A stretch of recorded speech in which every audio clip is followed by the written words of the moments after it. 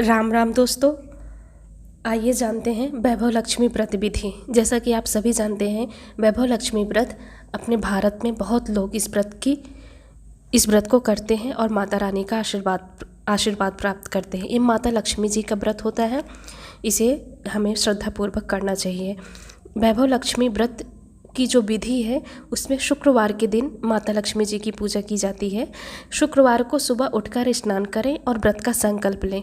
फिर शाम को चौकी पर लाल कपड़ा बिछाकर माँ लक्ष्मी जी की प्रतिमा को रखें, श्री यंत्र को रखें और जल से भरा कलश स्थापित करें। फिर चावल का ढेर लगाकर कलश पर चांदी के सिक्के या आभूषण वाली कटोरी रखें।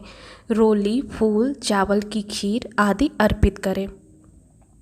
वैभव लक्ष्मी कथा का पाठ करें, मंत्र जाप करें और अंत में आरती करके प्रसाद का सेवन करें।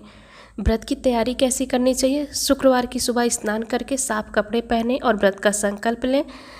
लाल या सफ़ेद रंग के वस्त्र पहनना शुभ माना जाता है। पूरे दिन आप फल या सात्विक आहार ग्रहण कर सकते हैं। चौकी स्थापना, शाम को दोबारा स्नान करने के बाद पूर्व दिशा में एक चौकी पर लाल कपड़ा बिछाकर माँ लक्ष्मी की प्रतिमा या तस्वीर और श्री यंत्र स्थापित करें। कलश स्थापना, माँ लक्ष्मी की तस्वीर के सामने मुट्ठी भर चावल का ढेर लगाएं और उस पर जल से भरा तांबे का कलश रखें। आभूषण या मुद्रा, कलश के ऊपर एक कटोरी में चांदी के सिक्के या कोई सोने चांदी का आभूषण या सिक्का रखें, या यदि वह उपलब्ध न हो तो पैसे भी रखे जा सकते हैं। सामग्री अर्पण, माँ लक्ष्मी को रोली, मौली, सिंदूर, फूल, चावल की खीर आदि अर्पित करें।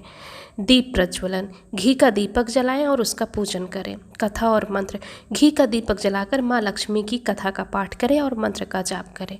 आरती और प्रसाद, अंत में माँ लक्ष्मी की विधिवत आरती करें और प्रसाद के रूप में खीर या हलवा ग्रहण करें।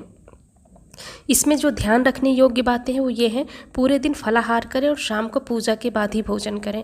अगर आप वैसे व्रत रखना चाहते हो तो पूरे टाइम कुछ भी नहीं खा, सिर्फ फलाहार पे रख सकते हैं, लेकिन जितनी यथाशक्ति तथा भक्ति, जितनी शक्ति उतनी भक्ति करनी चाहिए। अगर आपके अंदर शक्ति नहीं है तो आप शाम को एक बार भोजन ग्रहण कर सकते हैं। व्रत के दौरान घर में किसी भी तरह का व्यर्थ का व्यय या किसी को दक्षिणा ना दें। व्यर्थ का ऐसा नहीं कि ज़रूरतमंदों की ना सहायता करें।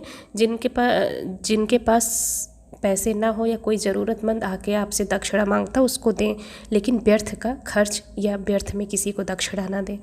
घर में सुख शांति के लिए यह व्रत किया जाता है, इसीलिए इस दौरान घर को भी साफ सुथरा रखना चाहिए। जय माता दी।